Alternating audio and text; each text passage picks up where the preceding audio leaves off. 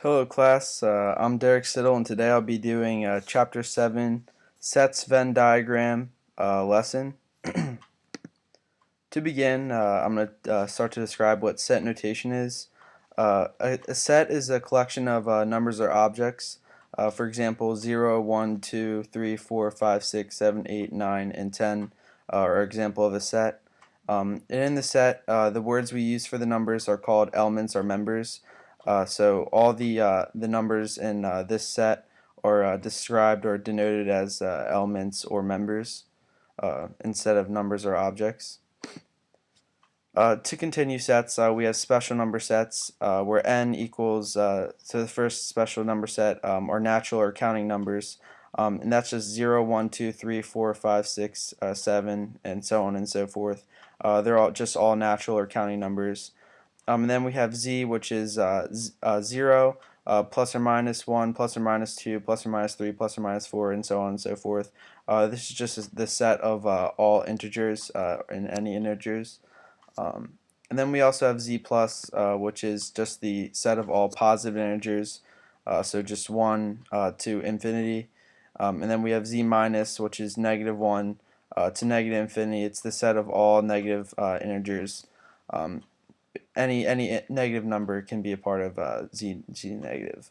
And then q is the set of all rational numbers or numbers between numbers which can be written in the form of p over q, where p and q are integers and q cannot equal 0.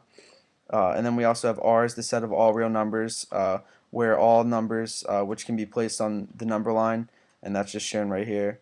And then r plus is the set of all positive real numbers, so any number after 0.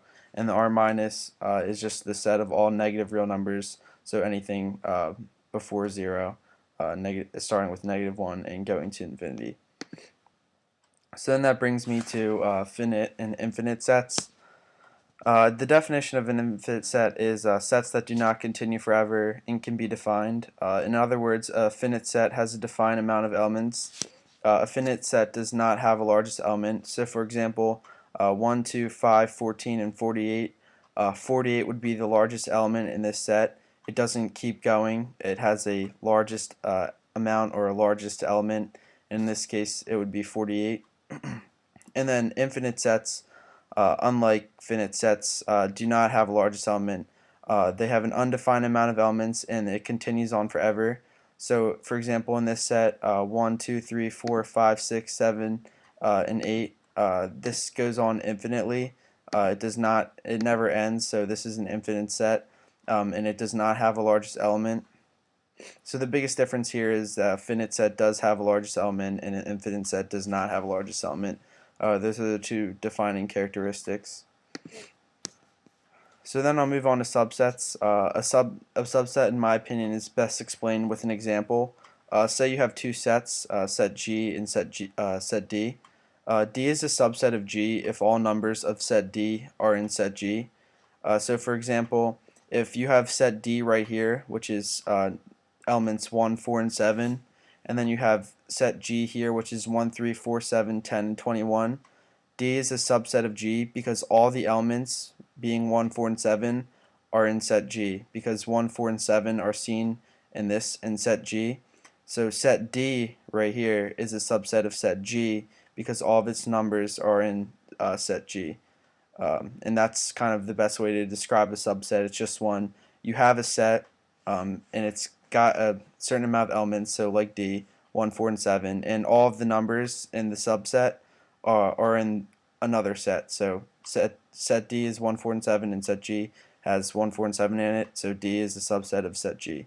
And then I just put right here some of the symbols for how we denote empty sets, union of two sets, intersection of two sets, a subset of, is an element of, and is not an element of. So you guys can copy that down if you want to. So then we have union and intersection. And I just want to say I'll go back and show any slides that anyone missed to see for notes, but I'll just keep going for right now. If P and Q are two sets, then P and Q is the intersection of P and Q and consists of all elements which are in both P and Q. So basically, for intersections, we denote it with this little sign right here. I showed it in the last slide. This is the intersection of two sets. That's the symbol we use for it. And that's basically all elements which are in both P and Q, which is different than P or Q, which is the union of P and Q. And can consist of elements that are that don't necessarily have to be in P and Q. They can be in either P or Q. So that, like I had in the last slide, is just the union of two sets, which is this little symbol right here. So then, for example, if you have P equals 1, 7, and 15, and Q equals 4, 7, and 19, then the intersection of P and Q is 7, because that 7 is an element in both sets, so that's the intersection. So P and Q, which is this symbol right here, in this case would equal 7. However, the union of P and Q in this instance would be 1, 4, 7, 15, 19, which is just all numbers that are in P or Q. So you don't have to have, it's not just 7, it's either of the all numbers in both of the sets. You can include any numbers basically, and it's just the union that consists of elements P in P or Q. So then more definitions here. We have disjoint sets, which are sets that do not have any numbers or elements in common as they are mutually exclusive. For example, if P were to equal set P were to equal 1, 4, 9, and set Q were to equal 6, 15, and 20. They are mutually exclusive because, as you can see, they have no elements in common. None of the elements in these sets match up, so they are just disjointed, and they are mutually exclusive because they have no elements in common. And then we have universal sets, which is just, it contains all elements of subsets in a given problem. It's basically just all the numbers in the problem are considered and put into the universal set, which you'll understand more when you see the diagram later. And then we have complementary sets. This one's a little more confusing than the past two, but the complementary set can be defined as all the numbers in the set that do not appear in another set. If that confuses you, I think this example will clear it up. For example, if you have two sets, set A and set U, the complementary set of A is all numbers in set U that are not in set A. The complementary set of A would be denoted as A prime. So basically, the complementary of like a set, in this case, A prime, or the complementary set of A, would be all the numbers that are in set U and that aren't in A. So if that's confusing to you, I'm just going to show you a little example here. If set R were to equal all numbers up to 20, and set X were to equal even numbers, the complementary set of X would be basically all odd numbers, because it's all numbers that are in up to 20 that are in set R that aren't in set X. So in this case, set X would be 2, 4, 6, 8, 10, 12, 14, 16, 18, 20. And because we're looking for the complement of set X, which is just all numbers that aren't in set X up to 20, the complement of set X would be 1, 3, 5, 7, 9, 11, 13, 15, 17, 19, because it's all these are all the numbers that appear in set R that aren't in set X. It's the complement of set X. Any numbers up to 20 that aren't in set X, because set X is only even numbers, and because this other set goes up to 20, we include all odd numbers because they're part of this set but not a part of set X. So the complement of set X in this instance would be all odd numbers up to 20. And then another example here, if we have R equals letters A through L and X equals A, B, and G, the complementary set of X in this case would be any letters A through L that aren't A, B, and G. So in this case it would be C, the X prime would be C, D, E, F, G, H, I, J, K, L. All letters A through L are included in this set, and because we're looking for the complement of X, it's any numbers that any letters, that aren't in set X that are in set R is the complement of set X in this case. So then we'll move on from sets, which are a big part of Venn diagrams. And a Venn diagram consists of universal set U, represented by a rectangle. Sets within U are represented by circles. This Venn diagram shows set A within the universal set U. It's just a little circle right here. A prime is the complement of A and is the shaded region outside the circle. Like I said, I talked about that earlier, but it's all numbers that are in that are still in the universal set, which is the rectangle, but just aren't in set A, so they're outside of the circle because the circle is symbolic of all the numbers that are in set A. So it's just they're all outside of the circle, but still within the rectangle because this is the universal set. They're just not in set A.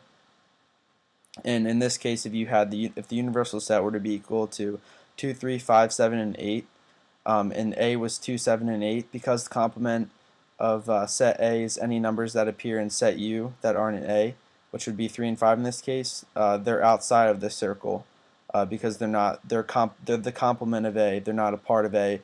They're only part of the other set. So they're shown still within the rectangle but outside of the circle.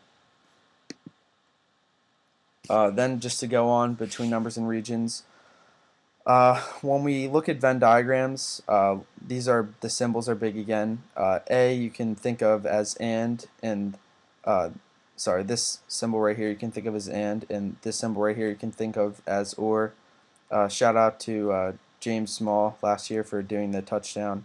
I don't know if any of you guys remember that, but I do. Anyways, so in this right here, we have A and B prime, which is basically just all the numbers in A that aren't in B, so they can't be a part of A and B, which is the numbers that are in here. These show that the elements that both sets have in common. But this is exclusively to the numbers that are the elements that are in just set A and not in B. And then like this is just the elements in set B that aren't in A. That's A complement. And then this is just all numbers that aren't in set A and set B. So they're just basically any numbers that you don't see within either of the sets. So then, like this little example I have from the book, it just shows again if you have A or B, it's just all numbers within the diagram in A, B, or both.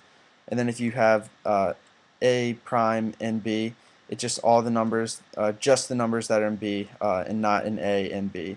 It's exclusive to just B because it's the complement of A, so we're only looking at numbers that are exclusively in set B. So like it says here, outside of A intersected with B. And then this is A and B prime, which is basically any numbers that aren't in both A and B.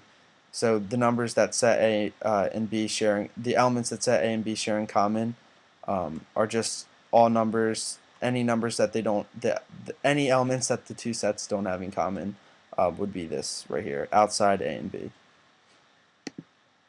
So then I just have some more stuff on Venn diagrams here. If B subset A, this is the symbol for subset, but then if B subset A, then every element of B is also an A, which is shown on the Venn diagram here. This shows a subset because B is within A, because B is a subset of A, so that's shown as the little circle. And then we have intersection, which is basically just all the numbers that are in both of the all the elements that are in both of the sets. I'm sorry, I keep calling the elements numbers when they're called elements, but all the elements that are in both A and B.